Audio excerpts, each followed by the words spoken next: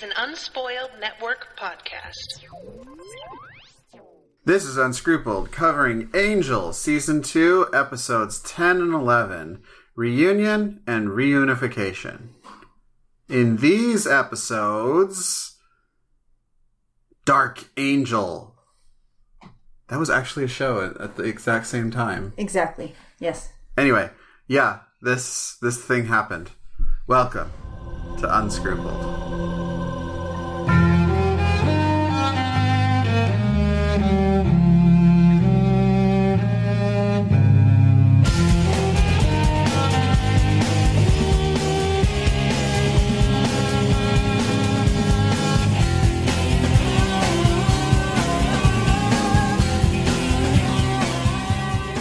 So yeah, that happened. I'm kind of super into it. Yeah, I told you that there was a point in which Angel got better than Buffy for a while. Well, I had to stop and think about, okay, what year did this come out? Oh, okay, how long after 9/11 was it? Okay.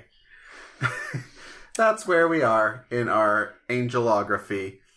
Shit's dark. Yeah, shit's dark and torture's okay again, which is something that happened a lot. Yeah. In a lot of shows. Yeah, gotta support the narrative that the president is putting out there. Yep. So, by the way, who the fuck are you? Oh, I'm Bitches, and who the fuck are you? I'm Money, and together we are... Bitches and Money. Yeah! We're doing a happy dance. You can't see it, but it's hot. They can probably feel it. Their ears are burning. Yeah. Well, so I've been looking forward to these episodes too for a while. I'm super stoked that you were into them. Yes, I was super into them, and they were glorious. So, Darla is a vampire. Yeah, she is. And she's back to her old badass. She's better than she was back in the day. Because I should probably go back and rewatch that episode, but she was clearly... all her personality was based around the relationship she had with both Angel and the Master. And it's really nice to see, like, this is who Darla is, independent of the both of them. Yeah. When she's running her own show and just doing what she does. And the only person she really has to worry about, hanging out with is Drusilla. And they're getting on kind of okay. I figured they would, though. I do want them to tone down the Drusilla crazy a little bit, because she has been on her own for a while. I would like her to understand how doors work. Just like moments of lucidity would help, just for believability purposes. She's lucid a lot of the time. She just expels crazy. But if you speak Drusilla, it makes sense, because you see, Leslie spent about a week in her presence, so he knows what she's saying, and Drusilla and Darla spent a couple centuries with the bitch. So she understands what Drew means when she spouts crazy pants shit. And that becomes very obvious, especially in the vault scene. But we're getting ahead of ourselves. Yeah. So I don't even remember where this one started, because so much shit fucking happens. It started immediately after that raid on the hotel room. Oh, yeah, that's right, because Gunn is dragging Angel's beaten up body back. Gunn drags Angel away, and he's like, I don't know what the fuck's wrong with him, but he's been super wacky, and Angel's just spouting gibberish. Oh, they got her, they turned her, she's dead, I gotta save her, blah, blah, blah, blah, blah. And everyone's like, the fuck, yo? And then he finally makes a little bit of sense, and they intuit that he's talking about Darla. Darla's dead. But she won't stay dead. Nope. And Drusilla is also back. And only one other person in the room knows who Drusilla is. Okay, so Cordy knows who Drusilla is because of her Sunnydale days. Right. Wesley knows who Drusilla is because I'm sure someone wrote a thesis about her and he read it in his Watcher days. Gunn doesn't know who the fuck Drusilla is, and yeah. And he admits it, because he's a man who's comfortable with himself. Right. And I didn't know how I would feel about the Drusilla-Darla pairing, but I'm kind of digging it. I really wish the bisexuality between these two was more explicit rather than implicit. Yeah, they do a lot of snuggling and hand-holding and stuff, but honestly, I'm not entirely sure it's gay. I mean, I want it to be super gay, but I think they might have just been super lonely for a long time. Right. Because Drew does not do well on her own. She needs someone to be crazy around. And Darla likes to have an entourage. Well, here, like, back in season 2 of Buffy, we got some character growth for Drusilla in that she gets her strength back. And then in season 3, it's off screen, but she dumps Spike. Yeah. So I was hoping to, like, I may have been wrong about this, thinking that Drusilla was Wolfram and Hart's client the whole time. The one that they were actually executing all of this for. But, because she would kind of need to be the competent Drusilla that we saw killing Kendra in order for that to work. Yeah, it feels like Drew has moments of competency, but can't maintain it very And that's long. why I kind of liked the Spike Drusilla breakup, in that, like, here's some sustained competence from Drusilla. Well, did you see her new boyfriend? I don't think that's necessarily as accurate as you do. Who was her new boyfriend?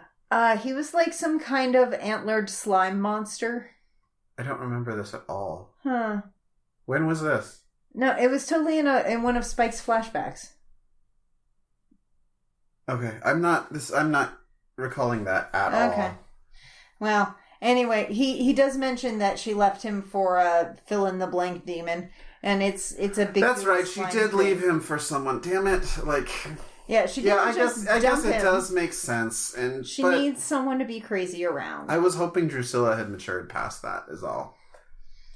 Well... I like women who don't need men. Like, I like women who like men, but I don't want them to need men. Well, she's choosing not to need a man by being around another woman. And, siring her. Yeah, sure. Is it siring if, you're both chicks? I feel like the patrilineal lineage metaphors that they've been using are super outdated and clunky. Okay. So, yeah, it's a fucking virus. You're the one who infected them, not birthed them. Yeah, but Drew is super into the birth metaphor, so she sets up a nice little earth womb in a plant nursery under the stars for Darla to be reborn What in. stars? I know. Look the fuck outside right now. You know what I see? Orange. A big hazy bullshit that is Los Angeles. It's true. You guys, if you ever come to LA and you go out at night and you look up, you cannot see the stars because all the arc sodium streetlights create an orange dim light haze that bounces off the ionosphere and makes it completely impossible to see any kind of stars. I went out to the wilderness one time and I looked up and I'm like, what the fuck is that shit? Yeah. I'm like, I thought that was just pictures in movies. No, turns out stars exist, you guys. I had no idea. That's actually what it looks like. It's super... When I play Mass Effect and you look outside the ship, I'm like, that's a lot of fucking stars. But no. The few times in my life when I've been camping, that's actually what it looks like. Yeah. I went camping last year and I looked up and it's like, holy shit, that whole cloudy Milky Way thing wasn't just like... That's not just fantasy. That's a thing. Yeah. Who knew? Yep. Not me. So, Angel shows up, starts fighting Drusilla, perfectly intending to kill her. Oh yeah, totally gonna stab Darla and make sure she doesn't rise again. Totally gonna kill Drusilla. Drusilla clocks him in the back of the head with a shovel like a chump. That was awesome. Yeah, and then Darla wakes up super pissed, super hungry, and like, you ever wake up just that fucking hangry? Yes. Like, you will kick anyone's ass. No. Okay, Dwayne The Rock Johnson, could you, like, come in and say, good morning, Tex, and I'd kick him in the balls. I'd be the last thing I ever do. Oh, but, yeah, when you're that hungry, when you've gone to bed without dinner. Is there a word for, like, angry horny? Because that's how I wake Horngry? up. Horngry. Yeah, I wake up horngry. Okay. It's like, yeah. But it's the same feeling, yeah. I wanna hurt someone with my vagina. Anyway, so she wakes up like that, and she flies at Angel and kicks his ass some, and then, strangely enough, she flies at Drusilla and starts kicking her ass, too. Throws her around a bit. She's super disoriented. She doesn't know what's going on. Like, here's another word demonology I'm kind of confused on, because, like, we say when you become a vampire, you get a demon put inside you. It's apparently like when you kill the vampire, the demon goes into cold storage because it's back. Because she seems to fucking remember everything. Well, okay, so what I'd like to know is, where's the evidence of this stuff? Is this just what Watchers tell people to make it easier for slayers to kill vampires? Does it have any kind of basis in fact whatsoever, or is it just a fancy story they made up? I don't know. There's no way to know if we can trust the Watchers Council when it comes to this shit. It tracks with the change we see in Darla. It does. As much as I hated mopey, good human dying syphilitic whore Darla. Wow. Tell me how you feel. It does, like, turning her a vampire and putting a demon in her, it explains the change in personality. But I'm like, is it the same demon? Is it a new demon? Is it a, like... So I like to think that every person has a special demon just waiting to crawl inside and be their friend. And that you can't have a different demon. So... in my heart, can one demon have multiple people? Maybe. But I don't know. It's not something I have any data for, you know? I mean, I treat it like Altered Carbon, where it's like, oh, the demon has a new sleeve that comes with some backup memories, you know? I think rather than it being about a demon enters your body, it's more like the virus enters your body and does to your personality what that virus would do to that Consistency is important, Joss. Also, do you know how I know that Joss Whedon directed this episode? How? Because Darla fights barefoot. Oh, shit, you're right. He's got a thing for feet. Super awkward. Like, oh my, like, as I wanted to love that fight scene, but I kept thinking, I know Joss Whedon is rubbing one out right the fuck now. So what is his deal with feet, you guys? He's got a fetish. Like, he can't help it. What he can help is making us watch it. Yes, like I don't. I understand exactly why they do it, because they think anything that gives them a boner is art. Oh, man. And we've kind of had this conversation. Quentin Tarantino does it, too. Stanley Kubrick did it all the fucking time, where it's like so many pivotal scenes happen in the bathroom, because bathrooms made him horny. Oh, God, dudes. Art does not equal boner. They are not synonymous. Yeah, and so... Anyway. Yeah, I feel like the ones who vote for... If those movies get Academy Awards, the people on the Academy have the same fetishes. So... Fascinating. Yep. All right. So back to Buffy. Yeah, back to Buffy and Darla's feet. Darla flies into a rage and starts kicking every ass she can find. And then just kind of walks off the side of the building. Drusilla escapes because she's nobody's fool. And Angel is left not knowing where to turn. So he goes back to the hotel to gear up. Drusilla then goes back to Wolfram and Hart to, like, you know, hang out. And wait for Grandmama to come home. Right. And they did do a fake out that I almost bought when they said a vampire has entered the premises. And I was like, oh, it must be Angel. Nope, it's Darla. Yeah. And I kind of love the scene where she grabs Lindsay and she's all up in his grill, and the boss dude is just like, no sudden movements, dude. Him. What's his name? It's Holland. Yeah, Holland is just like, no sudden movements, dude.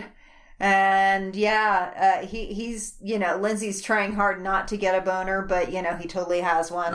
And then Darla just chucks him aside, and Drusilla looks so happy. She puts her hands out. She has grabby hands. She missed her. Yes, she missed her so much. These two are good actresses. And then, yeah, Darla takes her outside and starts kicking her ass. And she's like, Grandma, I don't understand. Why are you hurting me? I thought you would be happy. In that weird Stop calling her Grandma. Like, I know. I'm not going to lie. The infantilization of just, like...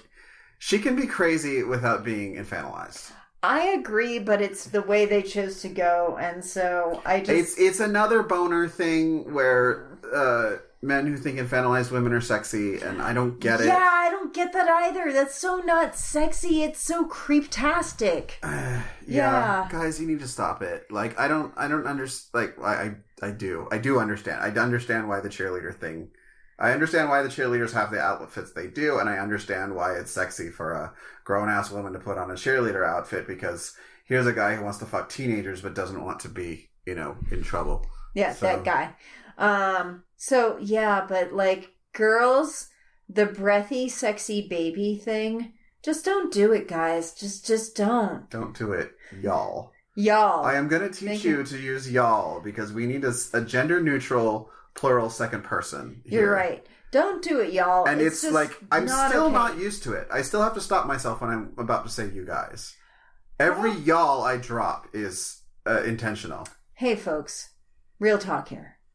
No more sexy babies. Yes. Okay. Also, start using y'all. It's one of 3 things the South has ever been right about, and let us have this. But folks is also, okay. You can say folks. It's non-gendered. Sure. It's my choice. Anyway, so yeah, in the middle of the street, Darla and Drusilla have a moment where Darla kind of wakes up a little bit. She's like, wait, why did you just turn me? And Drew is like, 'cause you were hurting. You were wasting away in that horrible, hideous human flesh, and I missed you, damn it.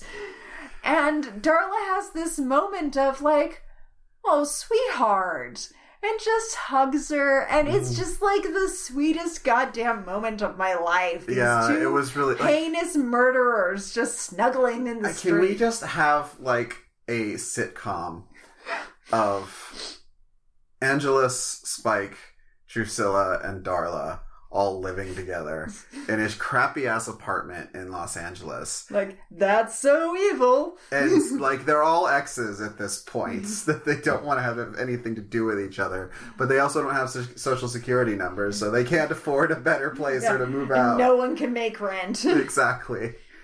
It's like, and they can't eat the landlord, because then, like, they might get evicted by the bank who comes to foreclose. So. They can't eat the landlord because it's rent controlled. Yeah. So, we don't have rent control here. No, we don't, but it's a happy fantasy. Yeah. Anyway, so yeah, it's just...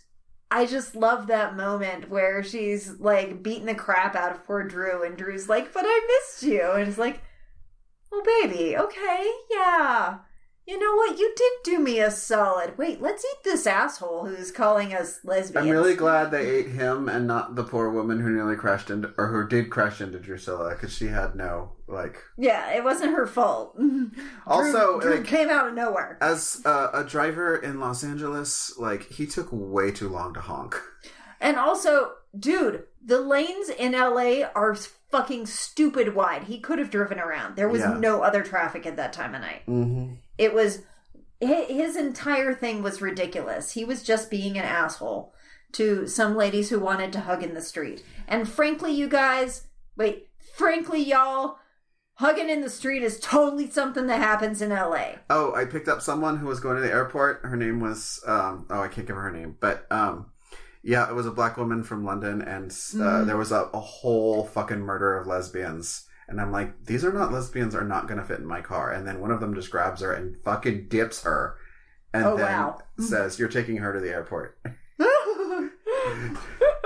All right, then. Yeah, that was one of my rides today. Anyway. Sweet. Yeah, so, yeah. Where were we? Oh, lesbian-ish. Yeah, and they eat that guy in the truck. And then after that, Darla's feeling a lot better. She's a lot more stable. In fact, it's safe to say... fucking Snickers commercial. Is what it is. She's back and she's badder than ever. Yeah. Yeah, hungry? Why wait? You're not yourself when you're hungry, you know. Yes. We dropped something. So then they go shopping. Yeah. And they eat the staff, but they pick out No, they eat a customer and a salesperson. Okay. Well, they pick out some amazing outfits. Although the ones that they were in were also really good. There were some fantastic outfits. Even I noticed. All right, guys. So also, we're going to pause here because this hasn't happened yet, but I'm going to try and cut it in later. We're going to have the lovely Mocha Fapalate come in to do a fashion photo review because Drusilla and Darla's party looks are fucking amazing. So, we'll see you on the other side, all right? Bye! Bye. All right, listeners, we're both back. I haven't discussed it with Mocha, so if we put a clip in there, enjoy. If we didn't, well, we paused for no reason. Yay! So, yeah, this is my editing process, guys. Welcome to the glamorous world of podcasting. No shit. So, yeah.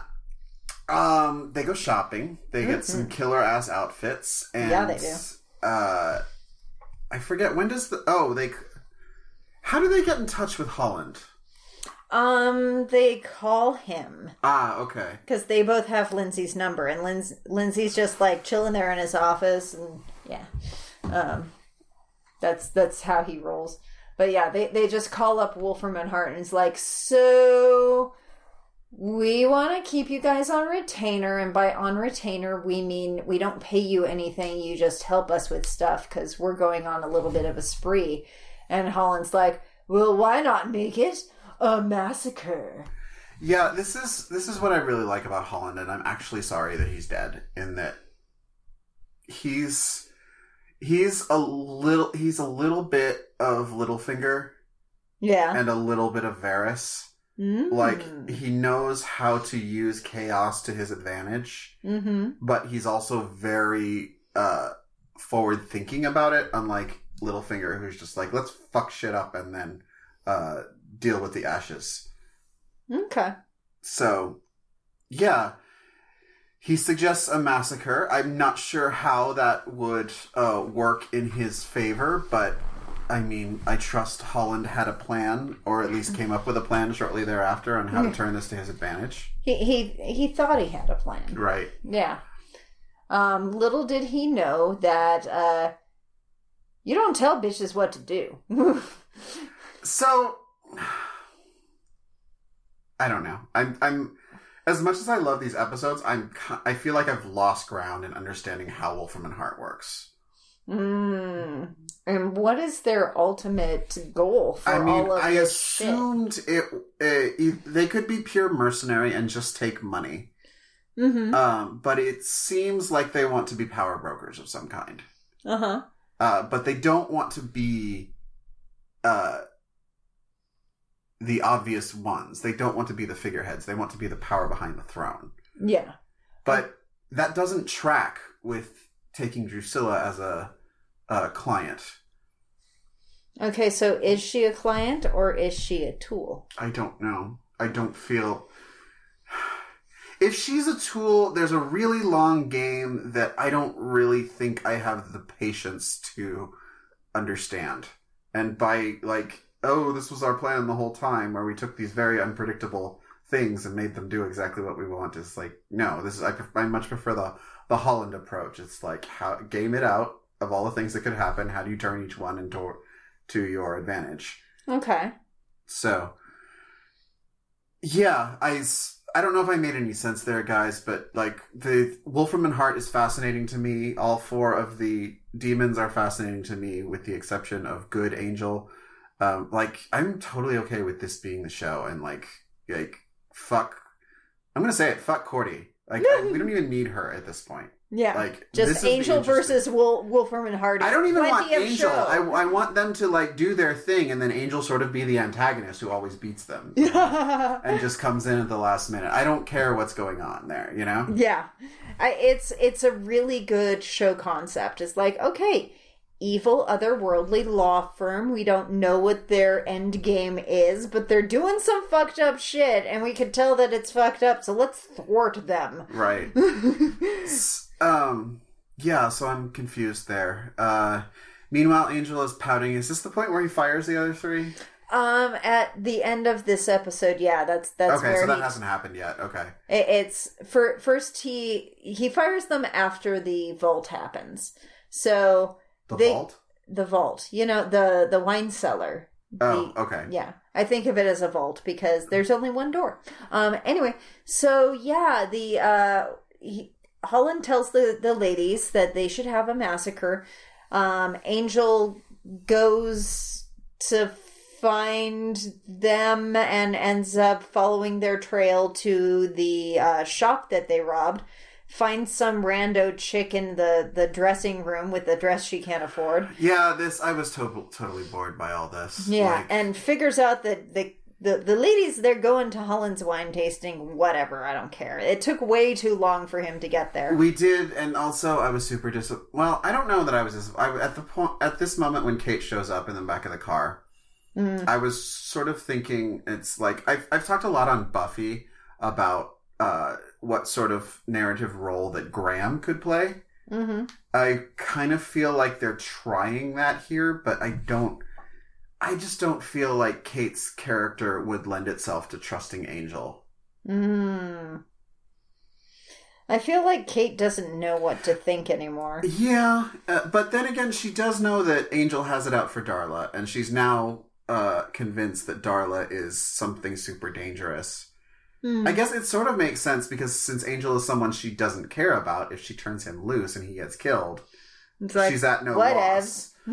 So, and yeah, they can deal with they'd have to deal with the problem anyway. But like, that's kind of how I see Graham and Riley making use of Buffy. It's just like, here's a thing that needs taking care of. Yeah. Oh shit, the Slayer died? Dealing with something we should have been dealt with? Oh shit. Well, at least we know what not to do. Yay! Yeah. Also, there's a new Slayer. Well, depends on which one they kill. Exactly. Anyway, so yeah, that's... Anyway, that would be a super interesting for Kate to do. I don't think they're going to do that. I feel like Kate was completely superfluous to this and had no place in it whatsoever. They just put her in to remind you that she exists, because I even forgot that she was in this episode at all, and it didn't change it. I mean, it sort of did. No! She got him boosted out of being arrested. I forget why he was arrested. Because he was at the scene of the crime with his fangs. I don't know. Anyway, point being, it was unnecessary, and man, I don't like Kate. Anyway, so he like then rushes, I tell you, over to Holland's house just in time to catch the girls monologuing. Right. Well, let's be real here. Like, first there's their introduction to the party, which was fantastic. It was, and we've already talked about the outfits, but oh my god, those outfits! Yeah, those outfits are really good. I'm a lot more into Drusilla's than I am into Darla's, but Darla's taking a risk, so it's okay. I can't say this enough. I love Drew's hair in these episodes. Like, when she was on Buffy, they gave her really stupid hair, and it bugged the shit out of me. It's like, she could be such a pretty girl if she would just, like, stop doing that she with has my hair when I straighten it, actually. Yeah. And so, like, just, like, when she goes to the salon, it's really pretty, and all she needs is to just comb it out and just wear it flat, and it's beautiful. When they put it in that, like, weird fucked up, like, updo, that half up, half down do that they do for her, it does not work for her face. It makes her look too pointy. That's fair. Yeah. So, I was really glad that Holland's wife survived this. I mean, we have to kind of... Did she? Well, Angel finds her still conscious. Yeah. So she wasn't completely drained, but I don't... And then he locks the door on them, so she is outside the massacre. And he probably called 911. Yeah, so I'm thinking he helped her out. Maybe. It's not her fault she married evil. Right. She's clearly a trophy wife. She doesn't know what's going on. Okay, she's not invited to the party. Yeah, that's true. She's answering the door and taking people's coats. So, she's the help wife. That sucks. I mean, well, I feel like Holland's the type of person who would be super honest about his expectations there. He's like, we will have sex maybe 4 times a month, maybe, and that's if I'm feeling... funky. Maybe I'm adding a lot to and, Holland, but he seems super honest about what he expects with people, and I feel like a loving wifely relationship, even if it is like, there is transactional here. Okay, that's fair. Because he's shown that he's not purely transactional. With Lindsay, he builds trust. Yeah. And dependence. So he's not just, you will do what I say. Yeah. Yeah. He's like, we're going to have a very pleasant relationship, and sometimes you're going to hate your life, and I'm sorry about that. But for the most part, you'll be fairly content, and for the rest of the time, there's Valium. Right. And I feel like, or he was like, successful relationships very often have people leaving very different lives with different sets of friends and different hobbies. That's true. My so grandparents she could have were her like own thing going on. Yeah, she's just very into bridge. I just feel like if she were Leo McGarry's wife from West Wing, and Leo was a lot more like Holland, they probably would have stayed together. Yeah. So it's like, you married a powerful dude. He's going to spend time exercising his power. He's going to forget your fucking anniversary. Yeah. Like, you knew this going in. Okay, we're getting off topic. I don't think we are, because I feel like it's important that we eulogize Holland properly. Because he's a really good bad guy, and I think he rivals the mayor for me. Oh, wow. Okay. Yeah, I think he's really effective, and I love him. Okay, that's fair. Anyway, so yeah, the ladies get invited in by the wifey poo, who they drain, but not completely. I think that might have been a feminist thing on their part. It's like, okay, bitch, we're hungry and you're in the way, but like, she was an appetizer. You Yeah. don't want to fill up on the fried mozzarella sticks, It's true. Because you've got a steak coming. It's true. So, and they go in and they are just generally creepy and talking about everyone like their food, because they are. Here's one thing I didn't like. What? I didn't like Lindsay's total lack of fear. Yeah. I think that total lack of fear could be recontextualized as apathy. I mean, yeah, but he doesn't seem depressed or having given up on anything. I think... Okay, so you don't have to be depressed to be apathetic. You just have to not care about anything.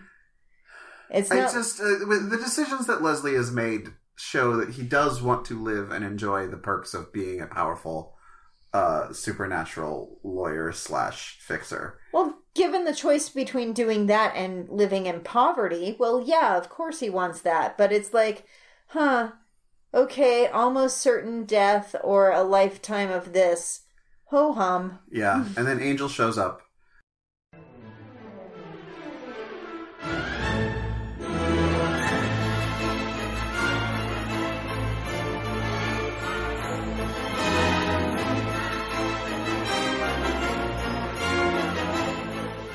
So, can I tell you something? Always. You know how our awesome listeners send us all kinds of cool Harry Potter themed stuff? Pop dolls, books, journals, candy. I mean, they send us so much stuff. Yeah. I kind of still want more stuff. You greedy bitch. I know. Don't tell anybody. Remember when you used to make fun of people who had Harry Potter stuff? I know. What happened to me? You happened to me. And now every time I see Harry Potter anything, I want it.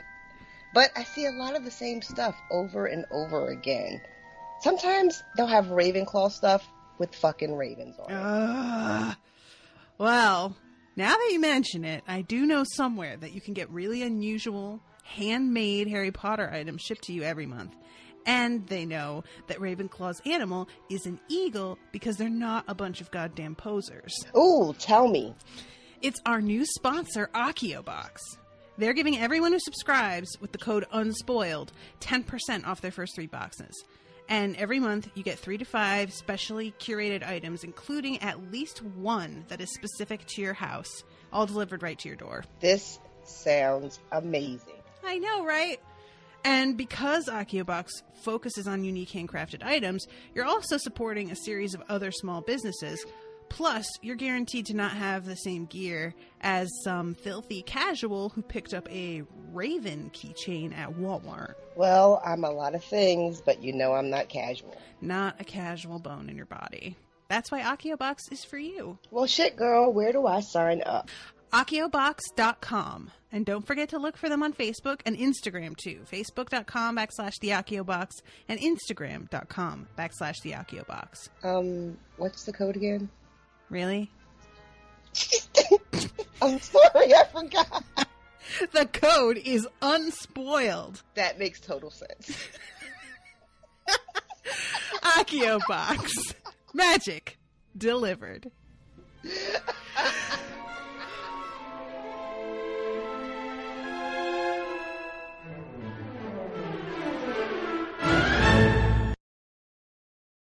And he gives Darla a dirty look.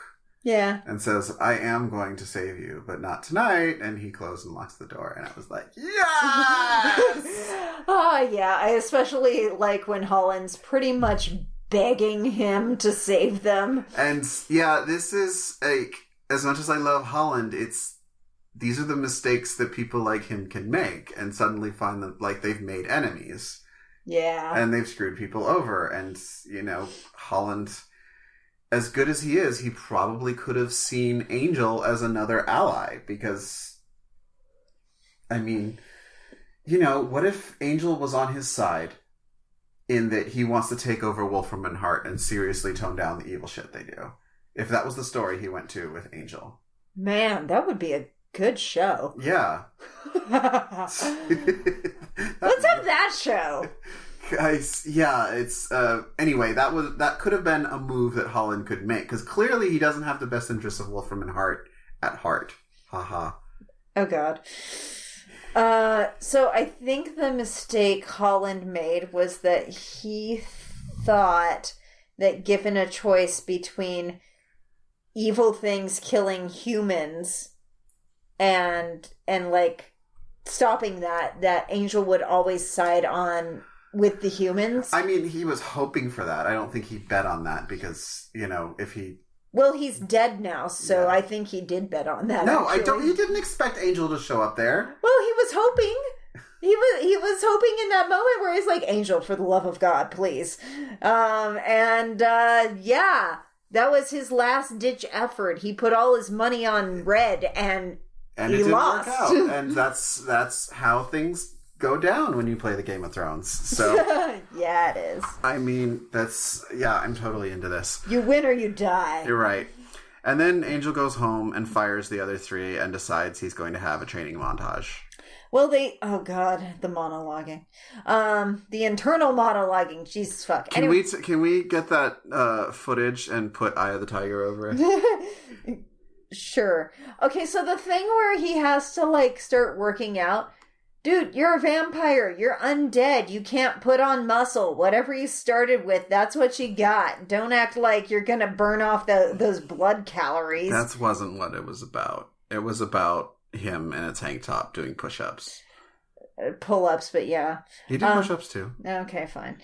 It was so fucking stupid. And him breathing hard. You're a vampire. You don't breathe. Yeah, didn't we already cover this? They don't have breath. Like, a lot of times. And yeah, how did you feel about the scene in which the trio tries to confront him about his problematic behavior? I kind of don't care. Yeah. Because I feel like it was kind of Angel is not good for the bottom line of Angel investigations. No. Gunn and Wesley have skills. I feel like the organization could survive without Angel. Well, especially since he constantly undercuts their ability to get paid. It looks like they're about to find out. Right. So, where are they going to work out of? Does it matter? Yes. Office space is expensive. Well, I work from home. Meet people in coffee shops. It's fine. Who's home? Wesley's living with a girl. They all have internet connections. Like, do they? Yes, they do. Phantom Dennis can serve drinks. Oh, God, I love Phantom Dennis. Can we get some more of him, please? Yeah, that'd be swell. Yeah. So, yeah, they're fired, and I kind of don't care. And I'm like, I would be perfectly fine with all three of them stepping off the show, and like, we're gonna have our own detective agency. Because, I mean, they do most of the detective work. Angel's really just the muscle. Mm-hmm. So why don't you do a non-supernatural detective agency? Well, okay, so it still has to be a supernatural one because A, that's all Wesley's good at, as they make abundantly clear in this next episode.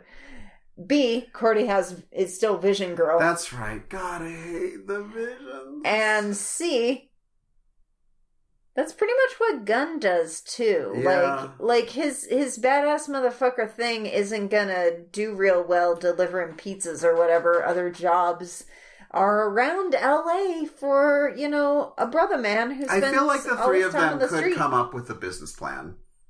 I don't think, Okay, I feel like Wesley could come up with a business plan, and maybe Cordy. I don't think Wesley could. All he's ever worked for is the Watchers Council. That's true. He doesn't know how business I feel like works. Gunn could. I mean, he wouldn't know, the terminology and what's expected, but when, Cordy sat him down, it's like, okay, so how are we going to make money? He's like, Okay. That's easy. You do like this. He knows how to figure shit out. And then Cordy would put it in white people words and write it down on the Exactly. thing. Yeah, okay. Yeah, let's do that, guys. Yeah. Yeah. I feel like Wesley can probably do the books, though. Yeah, Wesley could do the books. So, and then, they had another scene with a suicidal guy that I don't care about. So. Yeah, that was pretty... I forgot it even happened until you mentioned it. Well, it did foreshadow, maybe the powers that be want you not to pursue this. Yeah, the powers are kind of trying to distract Angel from his ultimate So goals. the powers are the ones who give Cordy her visions, right? Right. The visions come from the powers that be, and their counterpoint on the other side in the Wolfram and Hart camp are the senior partners, right?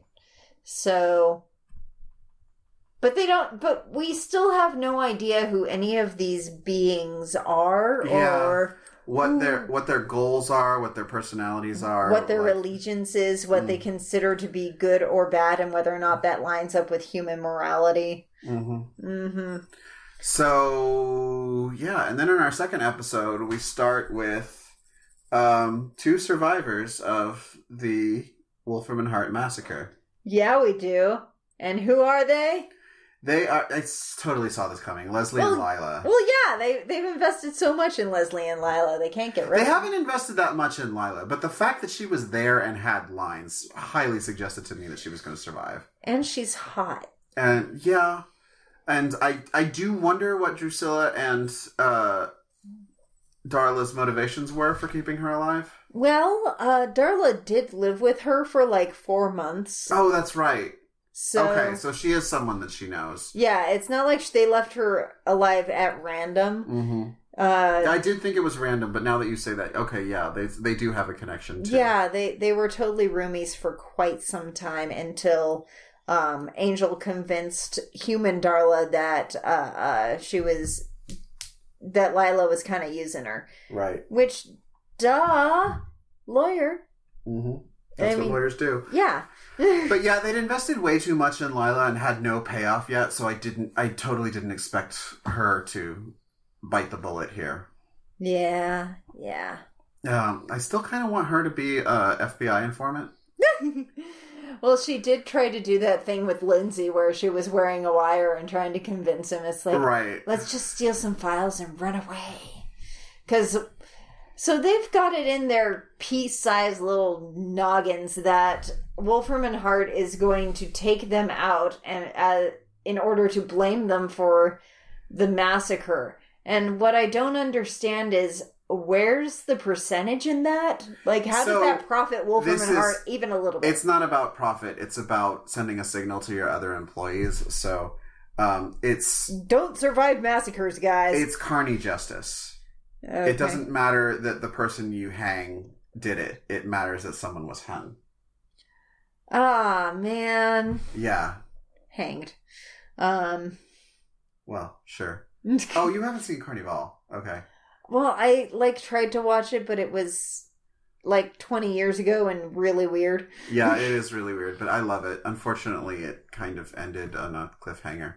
But not really. So I'll never watch it then, because I don't want that cliffhanger. It was kind of satisfying, but not. It was odd. Maybe you could just tell me about it sometime. Yeah, maybe I could. Yeah. So, anyway, that's what I think is going on. Like, they don't really care who was involved, if any of them. Mm-hmm. What they need to do is they need to say, okay, they need to set an example for the employees and also say, we found the person who betrayed you and put you in danger. Yeah. So it requires a head. Okay. It's not really important whose head it was. Okay. Well, that makes sense, right? Not really, but whatever. So yeah, they're all concerned that the company's gonna do them in.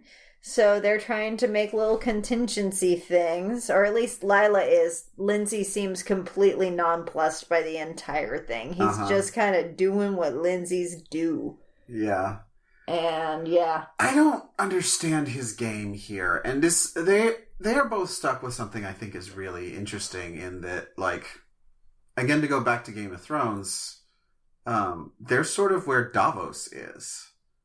Like, you've hitched your wagon to this one dude who's very good at playing the Game of Thrones. Yeah. But when that guy goes down, what are you left with?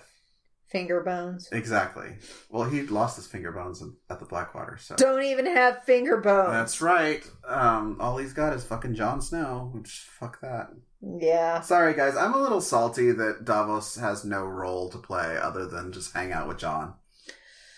Because he's far too interesting a character to be a fucking herald.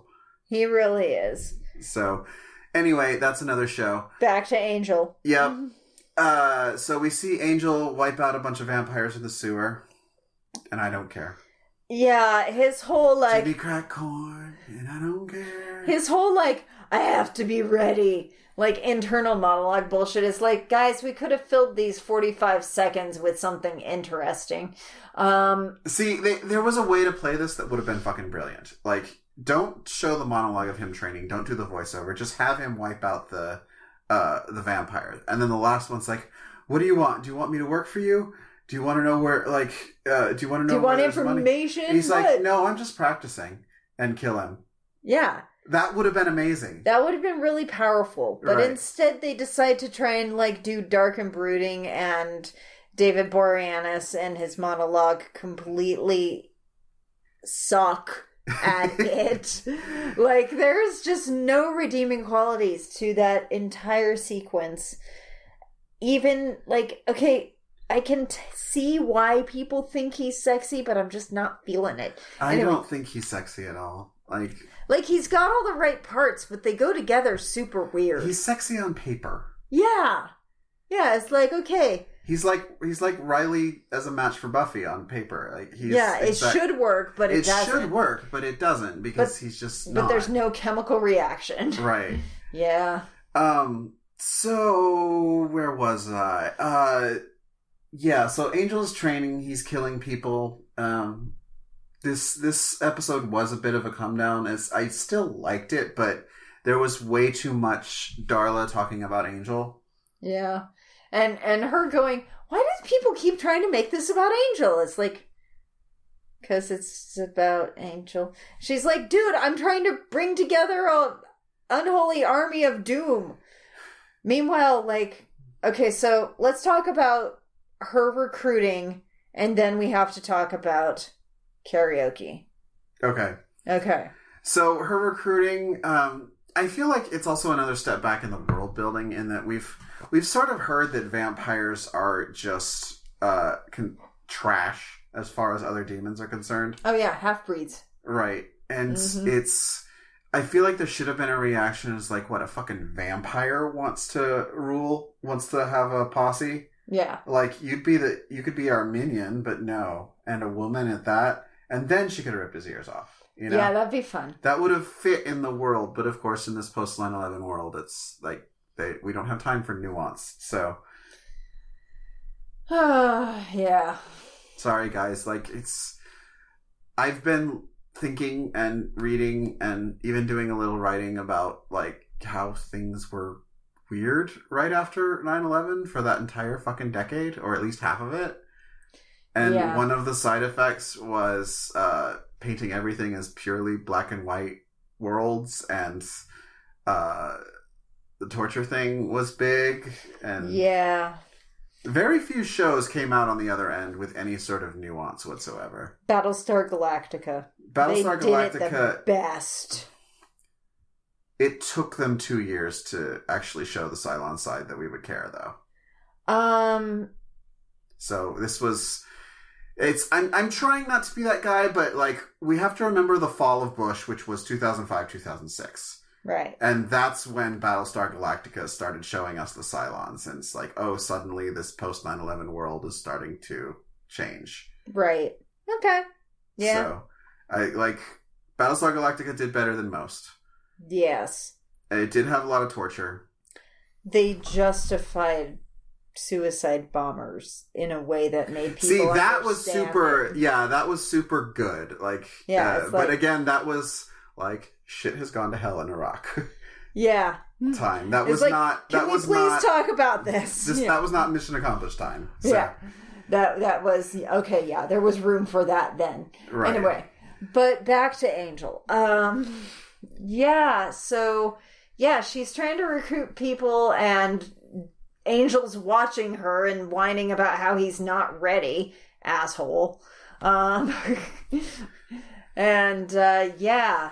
So she does line up, a few demon folk to... Well, there's a demon fight club, which Angel finds out about from torturing someone.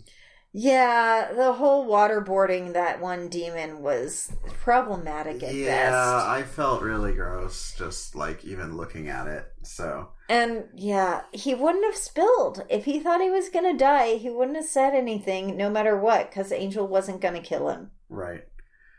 So, yeah, so they show up, and they start giving a monologue, and Drusilla fucks it all up. Do not bring Drusilla on your sales pitch. Well, okay, Drusilla was doing fine until she was like, Daddy's around. Where's Dad? Dad? Dad? Dad? Dad, I can smell you! Dad! Yeah, I would not have been sold. Nobody, after seeing Darla being unable, she says, I'm going to be the boss, and those of you who survive will be my crew. Come to auditions, and then see her unable to control this crazy ass bitch. Yeah, who can't. No one from that fight club is coming. Exactly. But it was the 5th one they hit. She had successful pitches at other ones. Okay, fair enough. Mm-hmm. So yeah, they had some dudes lined up. Angel killed them. Darla had some adorable, insane moments, oh, the soldiers are all dead already. Bad soldiers. I love that. Oh my god, I fucking love that. That was cute. It's so adorable. You're so insane. Yeah. And then... So are we talking about Angel setting fire, or are we talking about karaoke? Let's close on karaoke. Yeah. So Angel shows up, he's trained, he kills pretty much everyone who came there to audition. Yeah. And then sets the two of them on fire. God. Use your hands. Anyway, but no, it was a really good scene of people being on fire. That was pretty impressive. Yeah, I commented that, they held those shots on long. So, you, notice...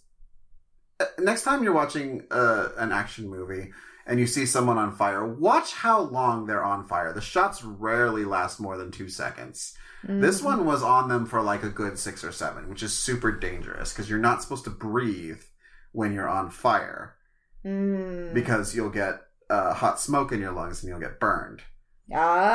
So normally what they do is they set you on fire, they start rolling, and then they immediately fire extinguish you. But this went on for a while, so I wonder if there was a union violation. So possibly. Yeah. But yeah. So they break the fire hydrant and then go play in the sprinkler. Yes, they do. And I say they go play in the sprinkler because I've actually been to the Bronx, and that's exactly what people do, is they get these giant ass fucking wrenches, they open the fire hydrants, and then they let their kids play in the sprinkler. Mm-hmm. And it's kind of adorable. Yeah. Anyway, afterward, Darla is not happy, and Drew is just sobbing because she's in pain and can't conceptualize why the pain's happening because she's crazy and a little girl. I want some more motivation from Darla.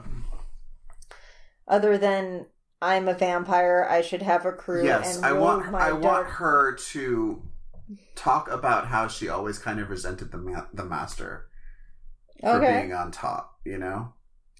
Yeah. I want her to voice some dissatisfaction in her crew not being larger and her not being the actual boss of more, you know? Okay.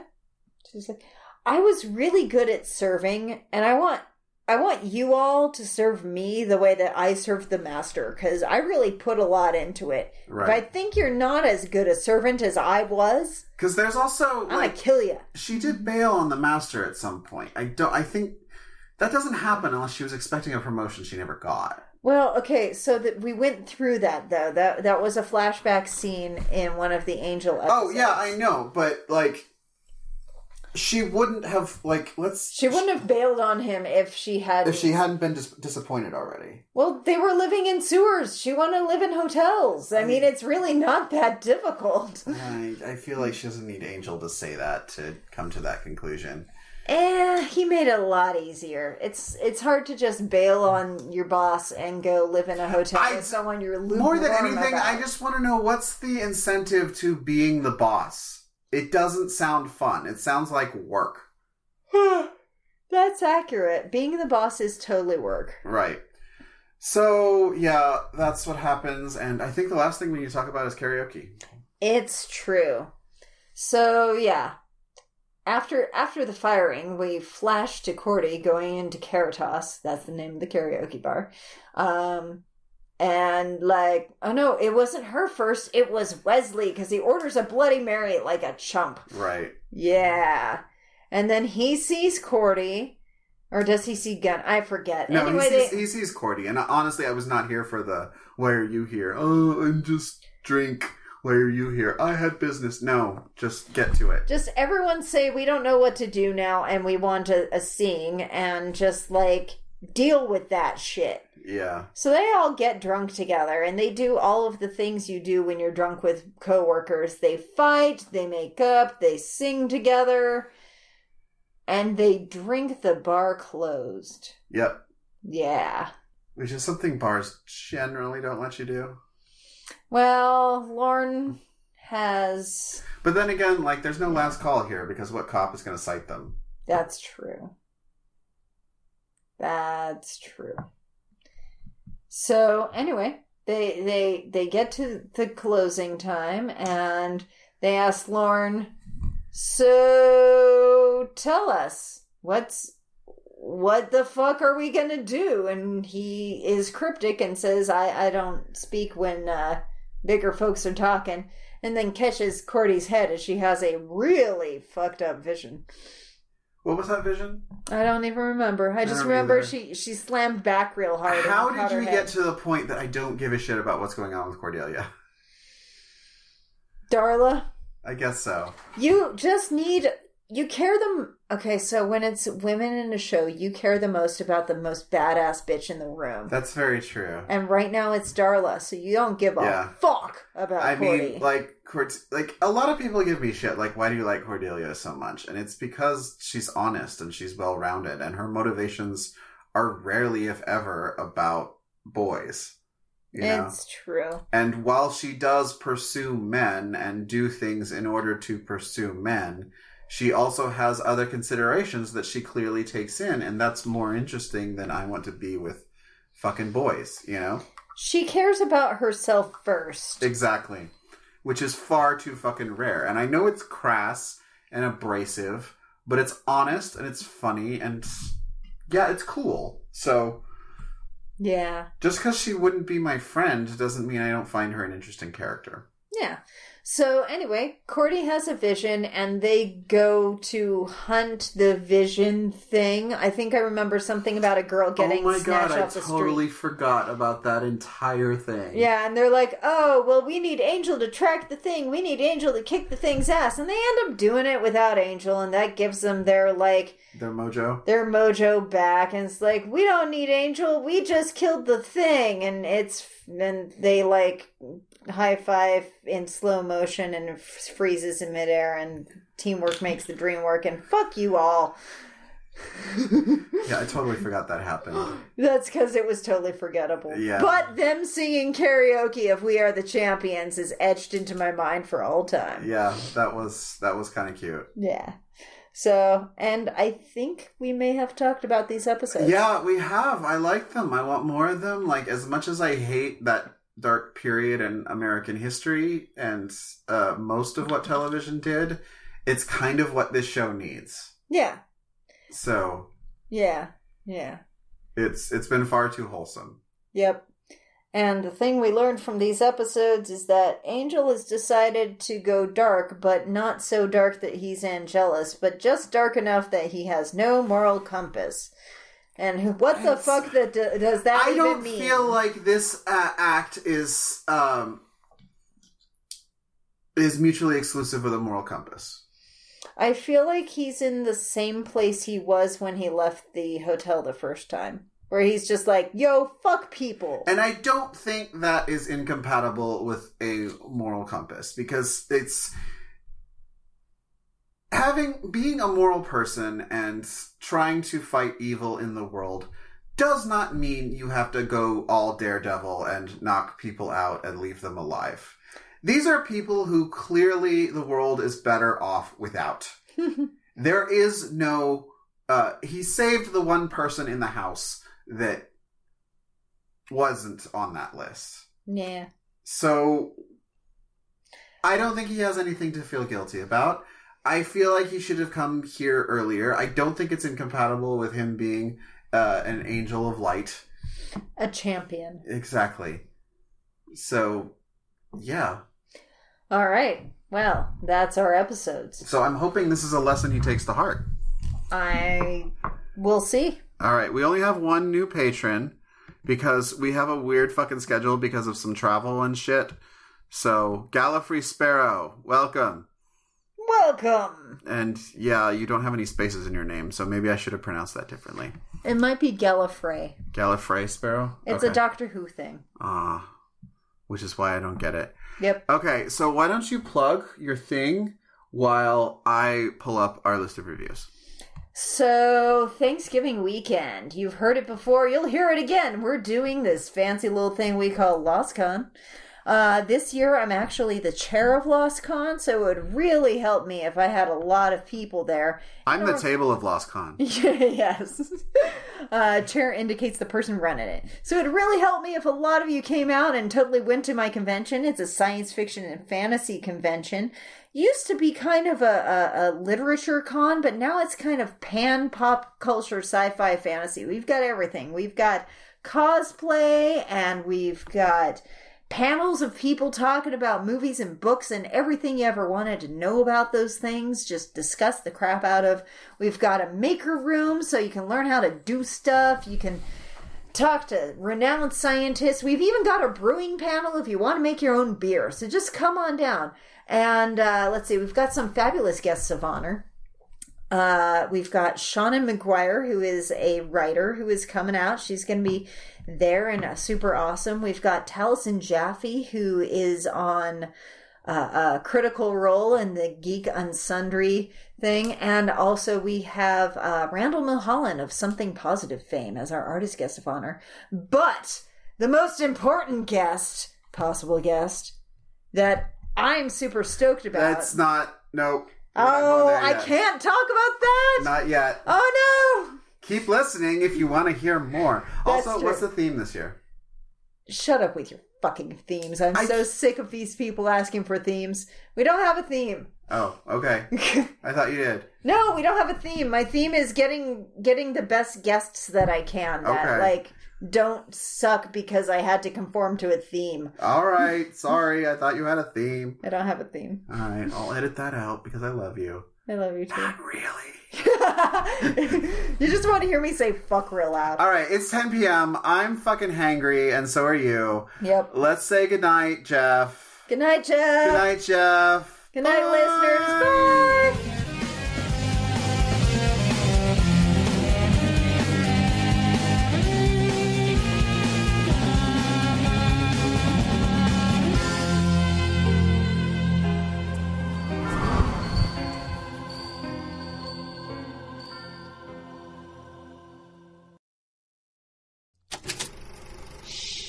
That was an Unspoiled Network podcast.